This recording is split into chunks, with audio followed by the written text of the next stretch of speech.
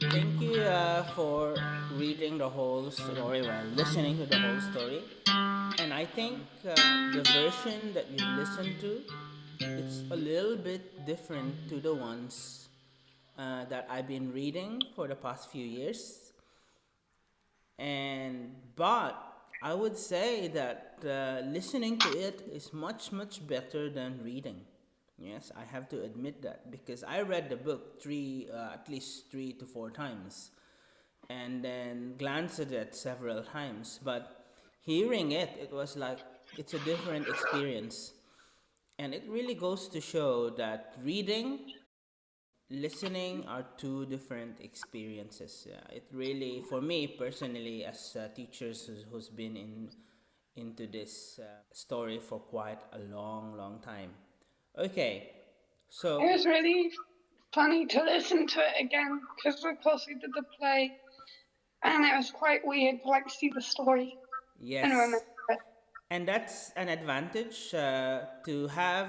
What's so beautiful about and going through the YouTube clip, a summary, it gives you an idea, and for you who know the story before and listen to it, it gives you a different detail.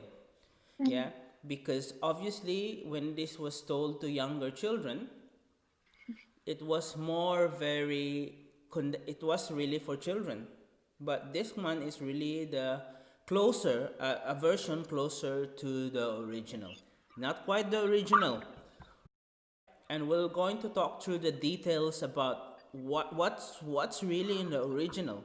Yes, because I know for a fact that some people who are the archaeologists, who wrote scholarly journals about the story, they complain about these popular versions. Yeah, and not much with the ones that you're listening, but the ones that are the shortened version, because it doesn't give justice to the whole story. But those short versions are very helpful as well because it introduces different people to the story. And hopefully, those people who are making the short versions in YouTube would listen to this long story. Great. Thank you. For any other thoughts about it? Do you have any thoughts about the story before we continue going through talk about it? Let's recall, and what's nice about the recall is you try to grapple, with the sequence. So now we just focus on the story. I'm going to leave a little bit of the history, yeah, for tomorrow. And also work hard. They gave them no rest, and Gilgamesh wanted to make a name for himself. So he wanted the people to inscribe his name in every brick in the walls of Uruk. Yeah. And this goes to show, what do you call a person who is full of himself? What do you call a person who's full of himself? Sleeps with loads of women. Like, Yes? yeah. Okay, and the person's full of himself? Arrogant or egotistical. Yeah, egotistical. And this at the time, and because this is in ancient time, this is like more than this, yeah, probably more than 3,000 year old literature. But at the time, there's not a lot of people who are egotistical. Not a lot. Yeah. And so Gilgamesh was so different from the others. And the reason why people around him has still this awe and reverence to the spiritual world, right? If have you ever meet a very religious spiritual person who is egotistical? The one who meditates, the one who prays, the one who's a nun, the one who's a priest. I've never met a nun or a priest, so I wouldn't know. Ah. Or any other person who thinks that they meditate and Yeah, They're really mean and annoying. Yeah. Well, the reason why, and I would say this, that these people who real into the enlightenment movement, the reason why they're not, they don't appear egotistical because everything that they do, uh, they always put God first. So if they won a lottery ticket, or if they manage to pass an exam or a test, or they won a prize in a competition, they always put God first. So thank you God and all of this, and so they become less egotistical. And Gilgamesh isn't. And so that gives us a different uh, makeup of the personality of Gilgamesh. And that sets him apart from other stories in the ancient world. So this is really important. He is different, a different personality from any character in the ancient world. Okay, let's continue. So now, what did, how, what was the, is there a reaction to this arrogance? So before I continue, an important point that you brought in, what was um what really annoys the people? Yeah, how what are the examples, or how did Gilgamesh slept with other women? Yeah, because this is a major theme in the story.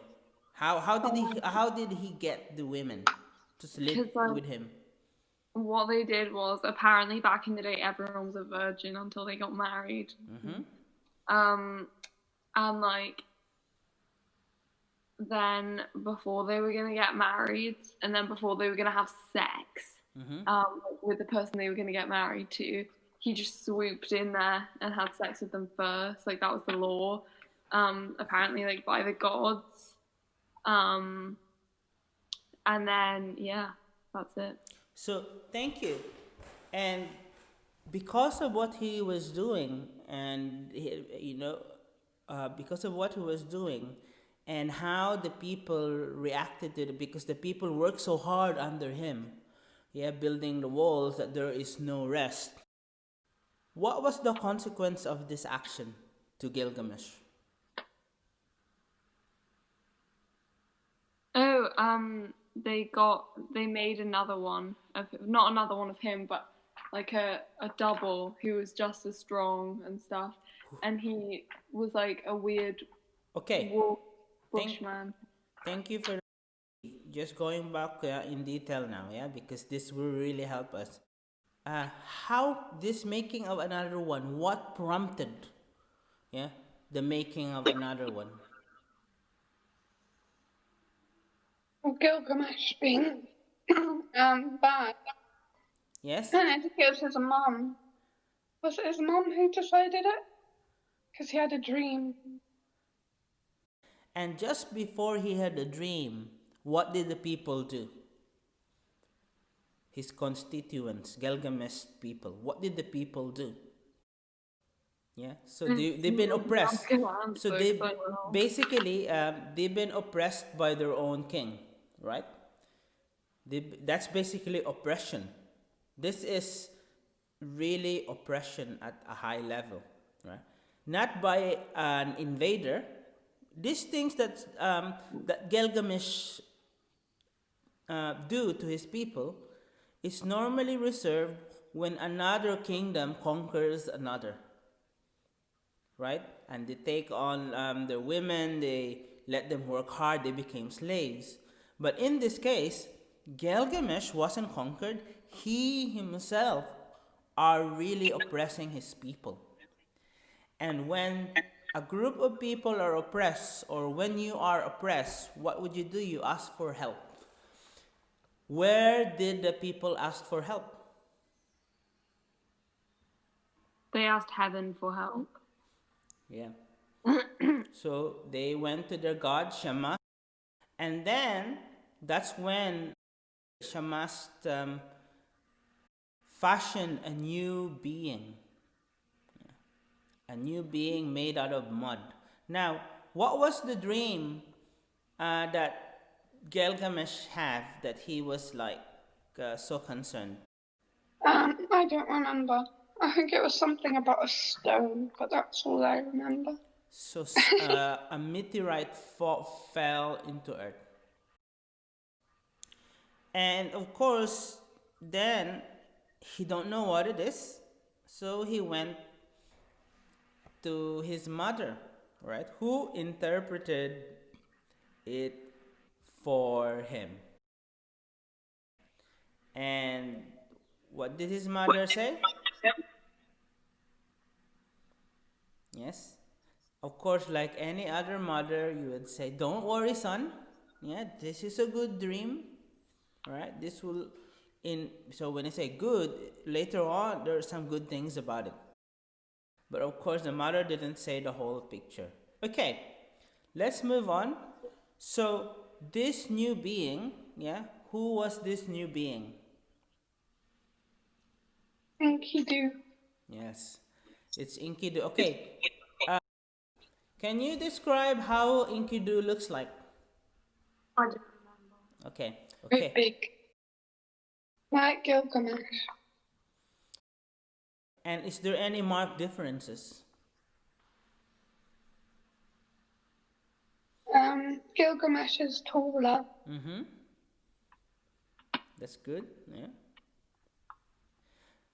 And what about in terms of features in the body? Like, okay, taller is good, yeah, because Gilgamesh was a bit taller. The other thing that so when I first heard the story is Enkidu was hairy. There was hair all over his body, right? And so here, and how did Enkidu grew up?